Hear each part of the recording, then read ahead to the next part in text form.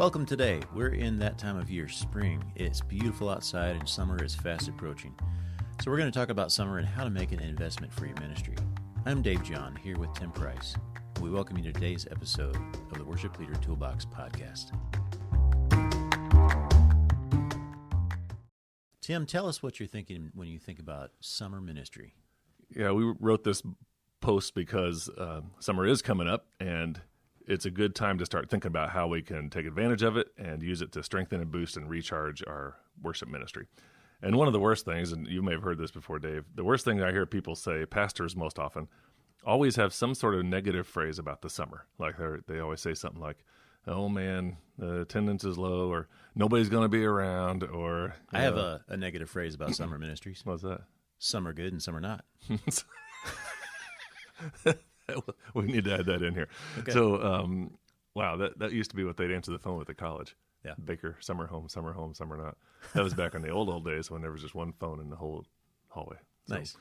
But anyway, I think, I'm saying people will say, yeah, nobody's around, so we can't do this, we can't do that. And like we kind of self-prophesy. Like it gets to a point where we just basically assume that we usually have 300 in church, and during the summer we only have 160. Yeah. And you go to events, and you're standing around with preachers and excuse me. And you can't commit. You can't count on the commitments because last-minute vacation plans, that kind of thing. Yeah, I mean, people just say everybody's on vacation. Well, I'm like, not everybody is on vacation every single Sunday.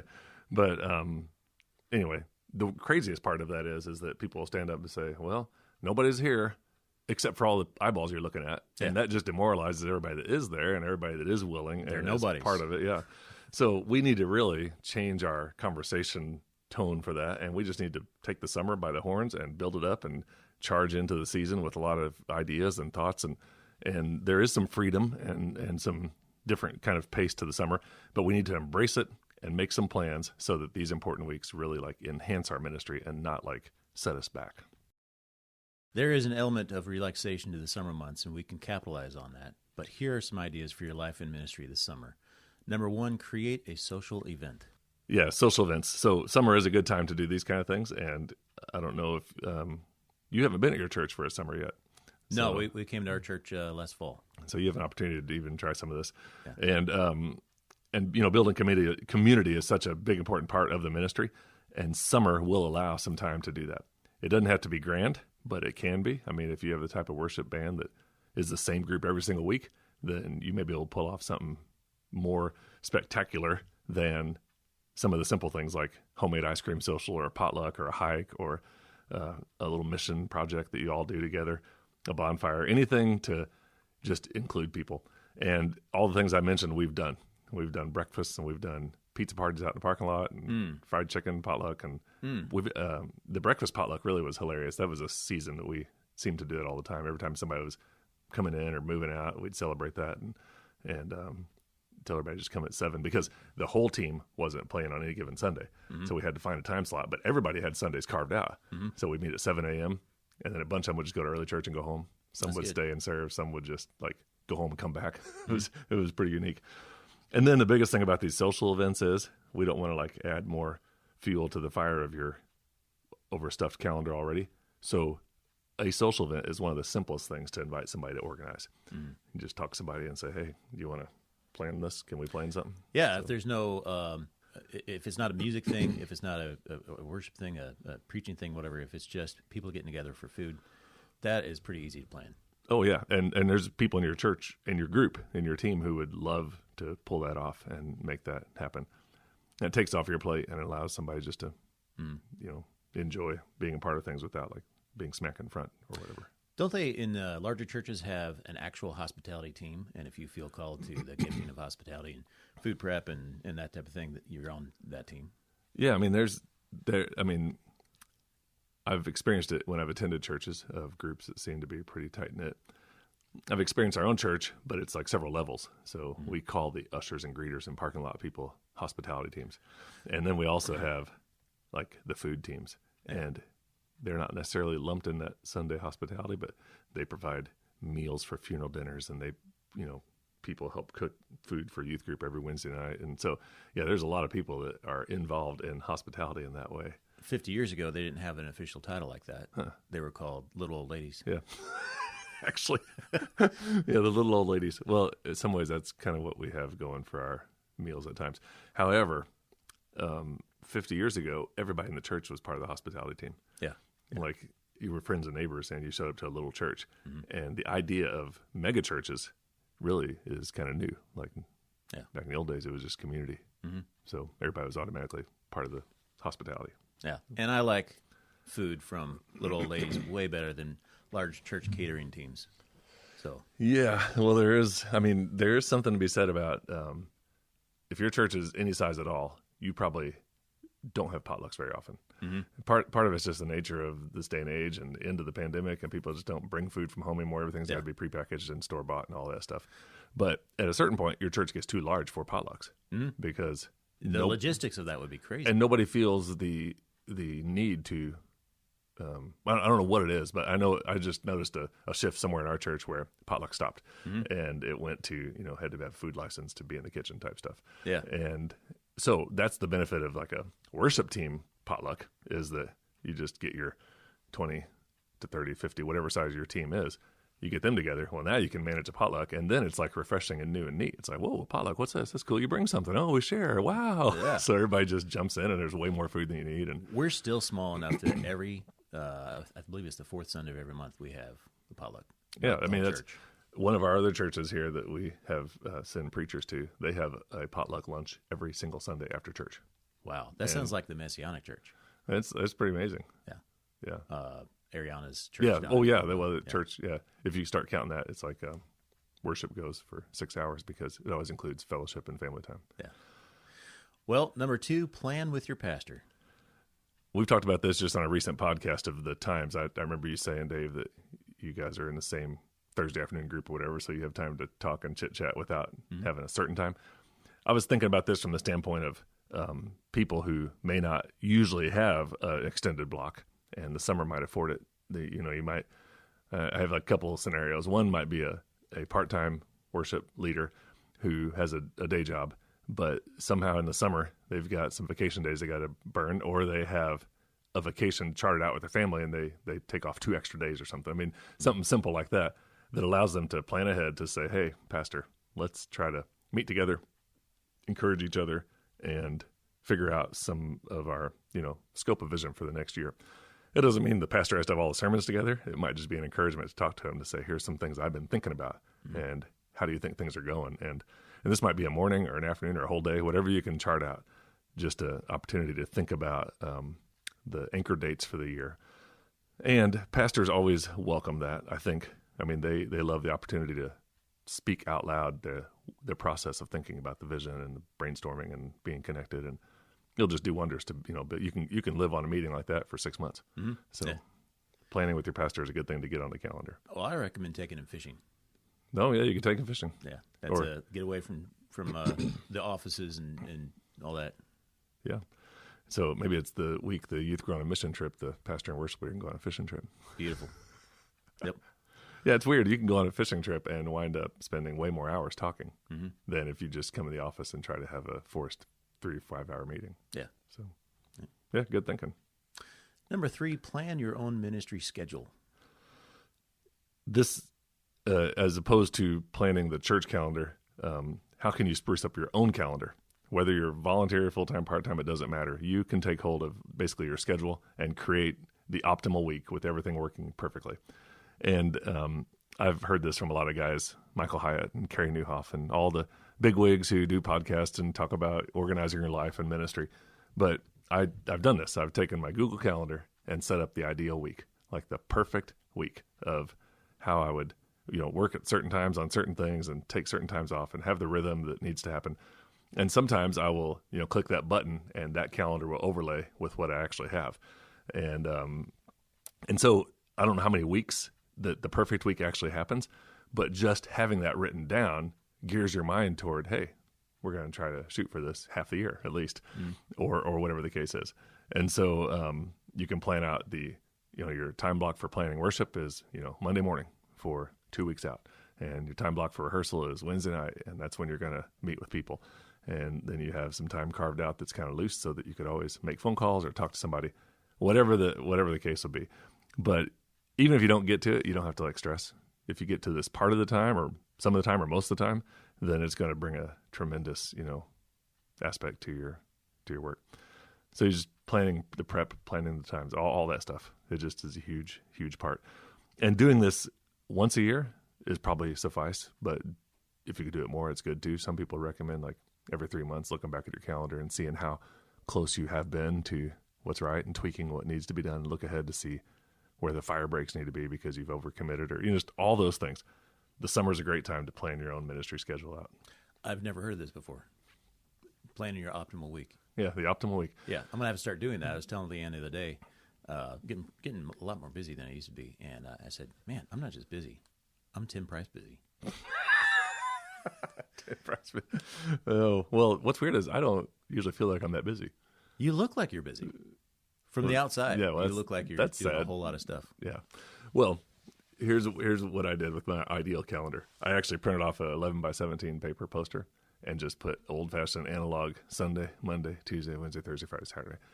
And I used colored pencils. Nice. And I eventually transferred it to Google Calendar and color-coded it and whatnot. But to start with, I just had that going, and I would just shade off Sunday mornings. There's always church, whether I'm serving that Sunday or whether we're on vacation. We're always going to have church in there. And then Sunday night was always family time. And then half those Sunday nights that are supposed to be family time, we're booked with Harvest. So that doesn't always pan out exactly right. But anyway, so that's how it started. I just kind of laid that out and said, if I could live the perfect week, here's what it'd be like. Here's when I'd work. Here's when I'd play. Here's when I'd sleep. Yeah. Here's when I'd be disciplined. Blah, blah. That's a great concept. Yep. I would probably get a little distracted with the colored pencils and start writing in the margins. And at the end of this thing, Dave John would have a little turtle made out of the poster board because he's great at origami. Number 4, keep the music simple. This is all by preference. Some people might say, if you're a school teacher and you're a worship leader, summer might be the time to go crazy on the music. I don't know. But in my mind, your people are going to have enough going on in the summer that it might be good to just let the gas pedal off a little bit. Do some songs do some favorites, do the ones that everybody can just like jump in and go for it. And I know at our church, if we have VBS week or music and drama camp week or sport camp week, we're kind of booted out of the worship space on Wednesday night. So at least half of the Sundays in the summer, we wind up rehearsing only Sunday instead of midweek too. And so this keeping music simple really helps make sure that we don't get ourselves into a place where we're all stressed out trying to learn a song that we haven't got to rehearse together, an hour before church. Yeah. I think summer might be a good time to do a little bit of experimentation, like have an 80s worship Sunday morning or something along those lines, something completely different because, you don't have as many people attending. And I just think that'd be a good time to experiment. Yeah, definitely. I mean, and yeah. Oh. And it's okay to be intentional for a couple months of like planning and thinking. Which I'm looking down at number 6, and that pretty much covers number 6. Yeah, good going. Now we're overachievers. But one of the things about this keeping the music simple is it may also lessen the amount of time the service is. Yeah. And again, we're not wanting to get to a point where we're like, oh, everybody's busy in the summer, so we got to make church shorter. But there is something to be said for the gift of beautiful, sunshiny, warm, sunny days, and everybody getting out of church about 5 to 6 minutes early. And there is something about that extra padded time that causes people to think, wow, we're out of church early. And they'll stand around and talk. And then they actually talk for 20 minutes. But they feel fine about it. If you get out of church late, people are like, oh, my goodness, church is out late. We got to get going. And they rush out. And so it's just like a mental game, sort of. But nice. Number 5, include others in leadership. Yep. The summer Sundays might be a good time to just pull in some new people. And maybe it's, again, this is all depending on your setting, but maybe it's like the farm system of leaders that you have involved in other aspects of ministry, or it could be like a guest worship leader, or just a random idea here would be like students returning from like summer mission trip or camp or something, and they've had a guest worship leader at that camp, and they learned a song and they stand up and just sing a song. I mean, like there's a million ways to include others in leadership, and the summer will afford like a little bit, like you mentioned, a little bit less potentially crowd, or at least a little more jovial type feeling about it. It's not like you're locked into this specific thing you have to accomplish. And we've been guest worship leaders a lot in the summer. Like we'll show up to a church and be there for that day. And it might be at the close of VBS, or it might be just any number of things. Just have pastors on vacation, and we'll just be like the worship team speaker people. But it's a good time to include others in. Number 6, music-themed Sundays. Yeah, go ahead and tell us about this one, Dave. Okay. Plan some creative Sundays, especially if you're having trouble getting a full band for some Sunday. Ideas may include acoustic music, bluegrass, jazz Sunday, my favorite, 90s Sunday, my second favorite, hymn Sunday. Publicize it a little and have a little fun with it. Yeah, I liked how you said 80s. And when I was writing up this blog post, I was thinking, I'm going to say 90s so people think I'm younger. Yeah. Because there's a whole slew of people out there like, ooh, the 90s. That's old stuff. That's cool. Yeah. It's hilarious. Oh, man. And I don't know how, I mean, there's got to be something in somebody to kind of say, hey, let's try this. Like that musical style stuff is almost a certain personality in some ways. It's totally me. I want to do, you're talking to a person who attempts to do metal songs on ukulele. Yeah. Well, and you mentioned you just led for a conference and threw out the Celtic sounds. Oh, yeah. Dulcimer and stuff. Yeah. So there is some neat stuff that people could do. My first thought on this number 6 was I've been doing a lot of Beach Boys songs with my music students, and there's a band called Rivers and Robots. You ever heard of Rivers and Robots? Okay, I just want to put a plug for them because I like them. They're from England, I think, and to me, they didn't classify their genre as this, but I do that. It's called I call it surf worship. So. You've got surf worship, yeah, because they sound like something that you'd see surfers listening to or whatever, but it's theologically sound and it's very well done, and it's really relaxing to listen to while you're driving. So I might see if I can pull some of those songs this summer. That's cool. Well, and one of the things about this idea of like acoustic music, sometimes I've found that we'll do an acoustic set out of desperation. Like, oh, yeah, none of the 4 drummers are here this week. Like, wow. Every once in a while you hit a Sunday where you can almost pinpoint, not just in the summer, anytime, where you can almost just based on the number of declines and no's, you can almost think, wow, that's a representative sample of the church. It's going to be a little bit lower attended Sunday. And so sometimes on those Sundays we'll be like, okay, well, we're just going to do the box and 2 guitars and vocal and flute. And then everybody's like, oh, refreshing, awesome, thank you. And you don't have to say, we couldn't find a drummer. Right. You could just sort of say, today's acoustic. Yeah. And everybody's excited about that. Yeah. So we actually are on a rotation for the first Sunday of every month. It's just me and Leanne and acoustic guitar on purpose. Yeah. It gives everybody else a break. We have kind of a limited band anyway, but it's refreshing to do that. Yeah. And you have less prep time when you do that too. And if you do like a sort of the idea of publicizing this, it doesn't have to be a publicized like church newsletter. It could just be simple things like your own social media. Hey, looking forward to Sunday. We got a bluegrass set up for everybody that's coming to church. So look forward to that. Or, it's just like little things that just kind of set a little bit of expectation. Nice. And one last thing about that musical themed type stuff that works well in the summer or other times too, is that it breaks the predictability. And we've talked about that on another podcast, that if it's predictable, it becomes less impactful because everybody's mind just kind of tunes out a little bit and they know the flow.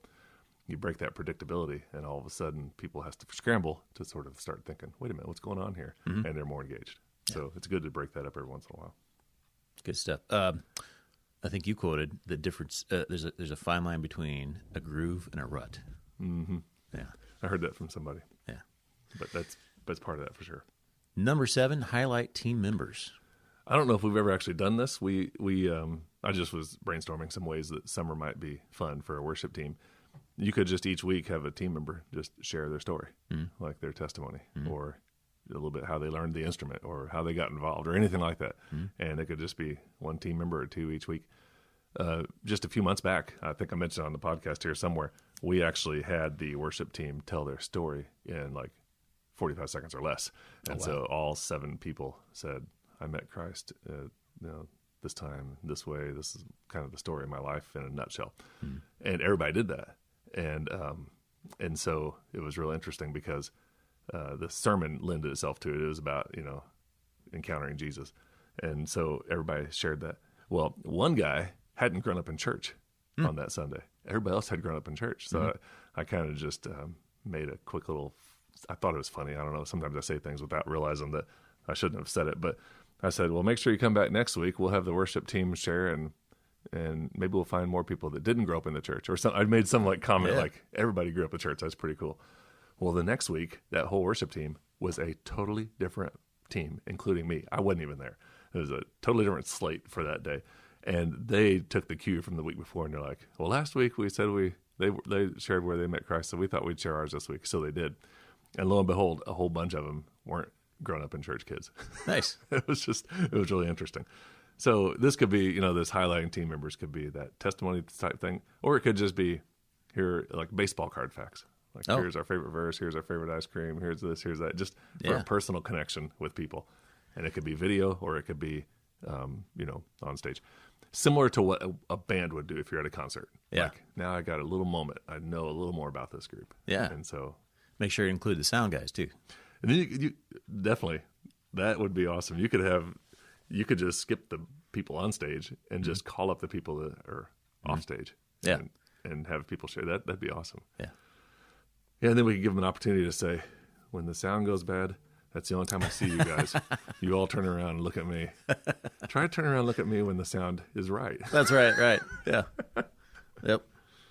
Yeah, that's the life of the sound guy and the tech people. If everything's going right, you don't hear anything. I would not want to be a sound guy because there's so much that goes wrong that you don't have any control over, and yet you're going to get blamed for it. Yeah. Well, number 8, schedule your home time and stick to it. And this is a huge thing. I actually am talking out of both sides of my mouth here for the summer, because for the last 26 summers, I've packed up June 5th and been gone until August. But for the most of that and a lot of that, the whole family's gone. So that's been neat. But I'm learning more and more. Maybe I'm a late bloomer on learning this, but the free days and the vacation days and the Sabbath rest all need to be dealt with intentionally. Like, you just don't stumble into accidental Sabbath when you're in ministry, because Sundays aren't a Sabbath necessarily. I mean, it's pleasant, it's joyful, it's fun, but you're definitely on the clock. Well, if you go long enough without a Sabbath, eventually your body will catch up with you, and you'll have a forced Sabbath. You'll have some health issue. And that's sad too. That's not a good thing to do. But and if you get to a point where you're saying, "Oh man, if I could just get the flu, I could just stay at home today. It'd be awesome." Like, why don't you just decide? Yeah, I'm going to stay at home today. Yeah. And so, as I said, I'm learning this, but don't let months slip by without a serious break. And in ministry world, summer is a good time to do it.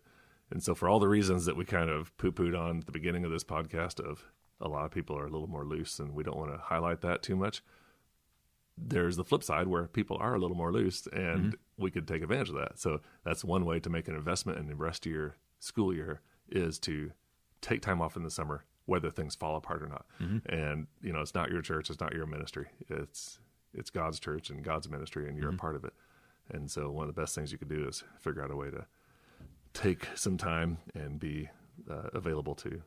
And if you got enough people on your team, you actually can take shifts. You might take the whole month of June off, or another guy might take August or something. Yeah, I mean, definitely you can. And being gone helps people step into roles. I mean, that's part of people's testimonies. Our worship leader got sick, gone for 6 weeks. I had to step in, and now here I am. I'm a full-time worship leader in life in another town. I'll always be grateful. I mean, it's just weird that there's ripple effects to our intentionality with this. And not to mention, you want your home life to be good, friends and family and spouses and kids. I mean, you don't want to just have a big mess of constant stress and going strong for month after month after month. You got to have a break in there. Be like Jesus. Jesus took naps. Well, and yeah, and also Jesus didn't. There's just a lot of things that he didn't do. Like there's no saying in our world that is along the lines of. Well, here's what I heard somebody say. They said there's no saying in our world that says rest can really make a difference. Everybody always says work hard. Yeah. Work like you're counting on you and all that stuff. Make sure you do it. And Jesus was opposite of that. He was intentional, and he did things, but he didn't make that seem like the focus. The podcast devotion this morning for Faithful Friday, it was a quote I'd never heard either, and it was along those lines that Jesus never taught his disciples how to preach. He only taught them how to pray. Oh, wow. And so like that's another little twist on like we feel like as ministry leaders, we got to get there. We got to make the people do stuff. We got to make the church grow. Yeah. And then we leave out like days on end where we don't get time just to quietly pray. And so that's a part of that, like sticking to that time slot. Number 9, serve at a kids event or outreach. So this is another brainstorm that I don't know if it's practical, except it's been awesome in my own life. So there's nothing quite like leading for kids because kids are, and I think we just did a post for this recently too. Kids, they're just different when you're leading music for kids. They stand up when the music starts. You don't have to tell them to stand up usually. You don't have to tell them to clap. You don't have to tell them, hey, don't worry about what your friend thinks of you, because they don't really care about that. Like they just go for it. And so that's why Jesus really, embraced kids and highlighted their outlook. So if you're a worship leader, especially if you're a full-time worship leader at a church, then you ought to find a week, a year to go lead music for summer camp or VBS or some kids event or an outreach somehow. And if you, I know if you're got a day job, that's going to be a little more difficult. And maybe if that's the case, you just do like one night at the park or something. But if you're a full-time worship leader, you can go to your church's youth camp and volunteer to be a part of the music team and not take that as vacation because you're with your church kids. And so they're like, oh, good. Yeah. Our worship leader went to camp and blah, blah, blah. It's like it's a spurt for everybody. And so accept an invitation to lead at a summer camp. It'll give you a new appreciation for production because most summer camps are, at least depending on where you do summer camp, it's going to be down a notch. You're going to have to go old school in a lot of ways. Yeah. And it's also going to give you a connection with people. There's more time to sit around and visit with your church families and kids and all that stuff. And you get to do the goofy songs. And you could, if you know some goofy songs, you can do them. If you don't know them, then I don't know what to tell you. I know what to tell you. Call up Tim Price and have him teach you some goofy songs. We could send you a YouTube link. Yeah, we do have an inordinate amount of camp songs. It's unreal. I've got a project on my computer right now trying to take all the songs that we have out there in music land and get them on one file folder, put in on a jump drive. Nice. Just sell them at our resource booth when we're at conferences. And I know that most people would just rather get the Spotify playlist, and that's easy to do too at our website, which is harvestministryteams.com/music. But this other way is also nice. Just have all those on your computer and pull them out for whatever. But anyway, yep, serve at a kids event. I think that'd be awesome. Number 10, get the big blocks in for the fall. Yeah, and this is the last one, that old image of the devotion where you put the sand in the cup and then try to get the rocks in. It doesn't fit. But if you put the rocks in the cup and then dump the sand in, it all fits. And so that's where this big blocks comes in. Like if you have some time this summer, then the goal is to get your big times down for the fall, at least for the first semester, and the big date for the spring. And those big dates are things like training times and conferences you want to attend and Christmas and Easter. Write out, what that's looking like and when that'll be and how your vacation falls with your family around that time. And that's going to just be it's a loving act to have that put together for your team. And if you want people to be at a Friday night, Saturday morning retreat, even if it's just at your own church or even just a Friday night, having that date 3 or 4 months in advance, like, hey, September 24th, we're all going to get together. Sunday night, we're going to have fun doing this, that, and the other. That's going to be great. If you can put that out in June, you're going to have a lot more opportunity to have more people participate. And then if you sign up for a conference or anything like that, or if you know you're going to be gone, asking somebody to lead worship for you or, anchor the team that day or whatever. The big blocks in the fall. That's a huge part of the summer.